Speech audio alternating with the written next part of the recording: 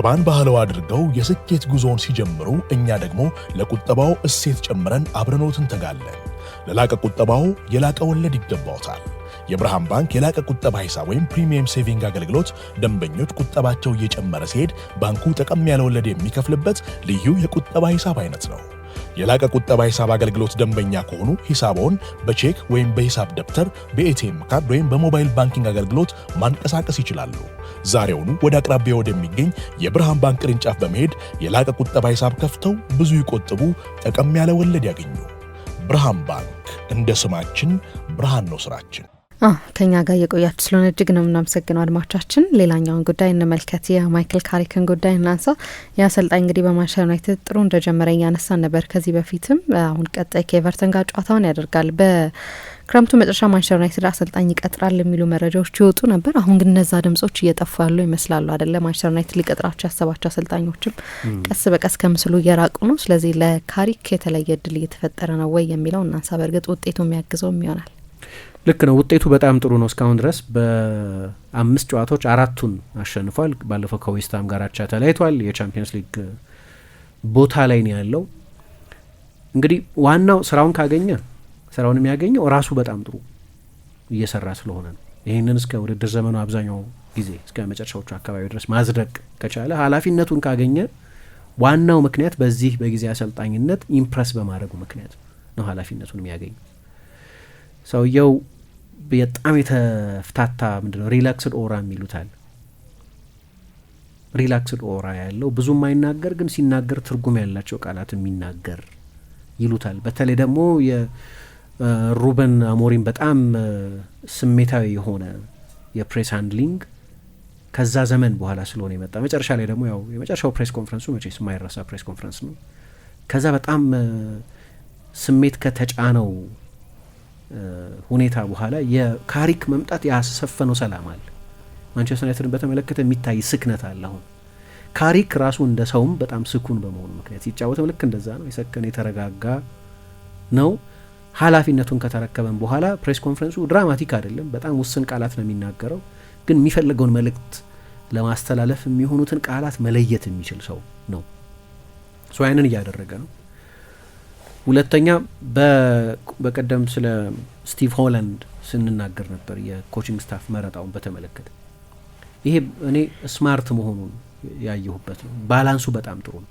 አንድ የዩናይትድን የቅርብ ሁኔታ የሚያውቅ ሰው አለ። ለምሳሌ ጆኒ ኢቫንስ ተጫዋች ስለነበር ለ2 ሲዝን በቅርብ ጊዜ ክረምት ላይ እግር ኳስ መጫወት እስኪያቆም ድረስ እና ደግሞ የማሰልጠንም ጀምሮ ነበር እዛው ዩናይትድ ውስጥ አካዳሚ ደረጃ። የዩናይትድን ያሁን ሁኔታ ያውቃል። ካሪክ የዩናይትድ ሌጀንድ ስለሆነ ዩናይትድን በሚገባ ለይቶ ያውቃል። ግን አሁን ያለውን የተጫዋቾች ስብስብ ደግሞ የሚያውቅ የቅርብ አጋር አለው ጆኒ ኢቫን። ስማርት ነች በጣም። ከዛ ከፍተኛ የማሰልጠን ልምድ ያላቸው ከአንቼሎቲ፣ ከሞሪኞ፣ ከቤኒቴዝ ከሌሎች ትልልቅ አሰልጣኞች ጋር የመስራት ታሪክ ያላቸውን ስቲቭ ሆላንድን ልምድ ያላቸውን 30 ዓመት በማሰልጠን የቆዩን ሰው አምጥቷል። ቺም በጣም ግሩም ውሳኔ ነች። ጆኒ ውድጌትም መጥቷል። ይሄ ደግሞ ለተከላካዮቹ በጣም ጥሩ ነው። እንደው ምን እያነበብኩ ነበር መሰለሽ፣ ጆናታን ውድጌት በጣም ብዙ የማንቸስተር ዩናይትድ ተጫዋቾችን በታክቲካዊ እውቀቱ አስደንቋቸዋል። እሱ ብቻ ሳይሆን ከወጣት ተከላካዮች ጋር ረጅም ጊዜ ያሳልፋል። ከኤደን ሄቨን እና ከሌኒ ዮሮ ጋር የግል ልምምድ ኢንዲቪጁዋል ልምምዶች ይሰራል እና ይሄም በጣም ጥሩ ውሳኔ ነው። ከዛ ከሩበን አሞሪም በተለየ ሁኔታ ደግሞ አካዳሚው ላይ ከፍተኛ ትኩረት ሰጥቷል። ለዩናይትድ ታሪክ አካዳሚው በጣም ከፍተኛ ስፍራ እንዳለው ያውቃል። ተጫዋች ስለነበር ከአካዳሚ የወጣ ተጫዋች አይደለም፣ ግን ዩናይትድ ውስጥ 12 ዓመት ተጫውቷል። ስለዚህ ለማንቸስተር ዩናይትድ ደጋፊዎች ከክለቡ አካዳሚ የሚወጣ ተጫዋች የሚወክለውን ሲምቦሊዝም ያውቃል እና አሁን ልጁ በእርግጥ የማንቸስተር ዩናይትድ የወጣት ሴታፕ ውስጥ አለ። ስለዚህ የማንቸስተር ዩናይትድ ወጣት ቡድን ጨዋታዎችን የዩናይትድ አሰልጣኝ ከመሆኑ በፊትም እየመጣ ያይ ነበር። ሩበን አሞሪም በ15 ወር 3 የማንቸስተር ዩናይትድ ወጣት ቡድን ጨዋታዎችን ያዩ። ይሄኛው ሰውዬ አልፎት አያውቅም። ዩናይትድ በዛ ዕለት ጌም ከሌለበት በስተቀር ማይክል ካሪክ ሁሉንም ጌም ነው የሚያየው። እሱ ብቻ ሳይሆን እንዲያውም በቅርብ ጊዜ የዩናይትድ ከ18 ዓመት በታች ቡድን ወደ ኦክስፎርድ ሄዶ ነበር። ካሪንግተን ላይ ከሆነ አያልፈውም። ካሪንግተን ላይ ነው የሚጫወተው የዩናይትድ ወጣት ቡድን ወይም ሁለተኛው ቡድን። ወደ ኦክስፎርድ ሁሉ ሄዶ አይቷል እና ይሄም ተደንቋል። ከሁሉ በላይ ግን ዋናው መመዘኛ ውጤት ነው። ውጤቱ በጣም ጥሩ ነው እስካሁን ድረስ። እስካሁን 5 ጨዋታ ነው ያለን፣ ግን እስካሁን ጥሩ ነው። ግን ሌሎች ለዚህ ቦታ እድል አላቸው የሚባሉ ሰዎች ደግሞ አንድ በአንድ በተለያዩ ምክንያቶች ከኮንቴንሽኑ ውጪ እየሆኑ ነው። እኔ ለነገሩ ሲጀመርም ልክ ነው፣ ትልቅ ስም ያለው አሰልጣኝ ከትልቅ ክለብ ጋር ስሙ መነሳቱ ባህሪያዊ ነው። ግን ቶማስ ቱኸል ወደ ማንቸስተር ዩናይትድ እንደማይመጡ ገምት ነበር። ለምን? ከዚህ በፊት ግንኙነት ነበራቸው።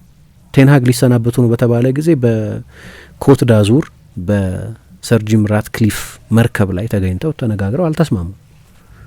ከዚህ በፊት ሙከራ ተደርጎ አልሆነም፣ አልተግባቡም ያን ጊዜ። ከዛ ደግሞ ባህሪያቸው ከፍ ያለ ሴይ እንዲኖራቸው የሚፈልጉ አይነት አሰልጣኝ ናቸው። እንደምታውቂው በዶርትሙንድ ተጣልተዋል፣ በፔዤ ተጣልተዋል፣ በቼልሲ ተጣልተዋል፣ በባየርን እንደዚህ። ስለዚህ ሄድ ኮች ከሆነ ብቻ የሚፈልጉት ቱኸልን ቀጥረሽ ሄድ ኮች ብቻ ልትያቸው አትችይም። የሰውየው ፕሮፋይልም ማንቸስተር ዩናይትድ ለሲስተሙ የሚሆን ሰው ከሆነ የሚፈልገው ቱኸል ሜቢ ትክክለኛው ሰው ላይሆኑ ይችላሉ። ግን ከሁሉ በላይ ግን ከዚህ ፉክክር ውጭ ያደረጋቸው እንደምታውቂው በቅርብ ጊዜ ከእንግሊዝ ኤፍኤ ጋር እስከ ዓለም ዋንጫ ድረስ የሚያቆይ ኮንትራት ብቻ ነበር የነበራቸው። እስከ አውሮፓ ዋንጫ ድረስ አድርገውታል። እስከ 2026 ነበር ውላቸው፣ እስከ 2028 ሆኗል። ስለዚህ ቱኸል የሉ ፉክክር ውስጥ የሉበትም። ለነገሩ እኔ ይኸውልሽ ፖቼቲኖም ይጠቀሳል። ፖቼቲኖ ረጅም ጊዜ ዩናይትድ የተከታተለው ሰው ነው። አሁን ፕራይሙ ላይ ያለ አሰልጣኝ አይመስለኝም። የቅርብ ጊዜ ማሰልጠን ኤክስፒሪየንሶቹን ፔዥም ቼልሲም በጣም የተዋጣላቸው አይደሉም፣ ግን በጣም ጥሩ አሰልጣኝ ነው። ፈርጉሰን በጣም የሚያደንቁት ነው ይባላል። ጥሩ ኮች ነው። እኔ በጣም ማደንቀው አሰልጣኝ ነው። ግን የዓለም ዋንጫ ላይ ያሰለጠኑ ያሉትን ቱኸልን ይሁን አንቼሎቲን ይሁን ናግልስማንን ይሁን ፖቼቲኖን የዓለም ዋንጫ ላይ ያሉ አሰልጣኞችን በየትኛው ጊዜ ነው ፕሪሲዝን የዓለም ዋንጫ ላይ ነው የሚጣመዱት እኮ። እና ደግሞ ሁሉም የትልልቅ ብሔራዊ ቡድን አሰልጣኞች ናቸው፣ ፖቼቲኖን ጨምሮ። ማለት ትልቅ ብሔራዊ ቡድን አይደለም የአሜሪካ ብሔራዊ ቡድን፣ ግን አሜሪካ ላይ ነው ውድድሩ የሚደረገው። ስለዚህ ምንም ጥያቄ የለውም፣ ከፍተኛ ግምት ይሰጠዋል። እና ለሲዝን ፕላኒንግ የማይሆን ነው የናሽናል ቲም አሰልጣኝ መቅጠር ሲጀምር አሉ ምንሰማቸው ሌሎች አሰልጣኞች። አንዳንድ ብዙሀን መገናኛዎች ለምሳሌ ኤንሪኬ ሊለቅ ነው ከፔዤ ጋር፣ ሁሉንም ነገር አሳክቷል፣ ሌላ ቻሌንጅ ይፈልጋል፣ ፕሪሚየር ሊግ መሄድ የሁል ጊዜም ፍላጎቱ ነው፣ ቼልሲ ሊቀጥረው ተቃርቦ ነበር የሆነ ጊዜ እና አሁን ደግሞ ሜቢ በዚህ ሰዓት የዓለም ቤስቱ አሰልጣኝ ነው፣ ሁሉንም ዋንጫዎች ያሸነፈ ስለሆነ በክለብ ፉትቦል አምና የሰራው ቡድን ያየነው ቡድን።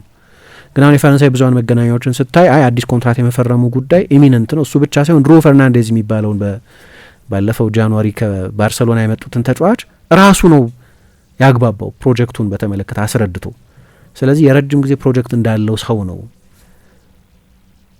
የኃላፊነቱን እየተወጣ ያለው። ድሮ ፈርናንዴዝ በጣም ወጣት ተጫዋች ነው፣ የባርሰሎና አካዳሚ ውስጥ ያለፈ ልጅ ነው። ብዙ ትኩረት የሳበ ዝውውር ነበር በፈረንሳይና በስፔን እና አሁን እንደሚታየው ይሄ ሰውዬ በፓሪስ ሳን ጀርማ የመቆየቱ ጉዳይ ግልጽ ይመስላል። ከዛ በስተቀር የሚቀረው ሮቤርቶ ዲዘርቢ ነው። ሮቤርቶ ዲዘርቢ እንደ የኮቺንግ ኤክሰለንሱን አይደለም ለእኔ ጥያቄ የማነሰው።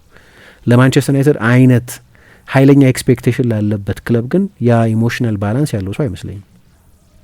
በጣም የማይሆን ነገር ይናገራል አንዳንድ ጊዜ ወጥቶ እና የማርሴይ ኃላፊነቱም ያው ከኃላፊነቱ ሲለቅ የሀይ ፕሬሸር ኃላፊነት ላይ ሁሌም የነበረው ጥያቄ እሱ ነው። በዛ ላይ ከፋቢዮ ፓራቲቺ ጋር ባለው ጓደኝነት ምክንያት ቶተንሃም የሚፈልገው ሌላ አሰልጣኝ ነው።